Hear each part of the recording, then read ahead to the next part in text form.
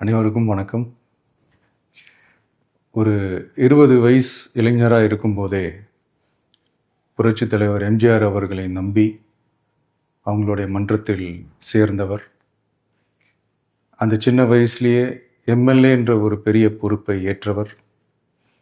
அதுக்கப்புறம் அவருடைய அந்த பயணத்தில் அந்த இயக்கத்தின் இருபெரும் தலைவர்களுக்கு ஒரு பெரிய நம்பிக்கைக்குரியவராக அரசியல் களத்தில் இருந்தவர்.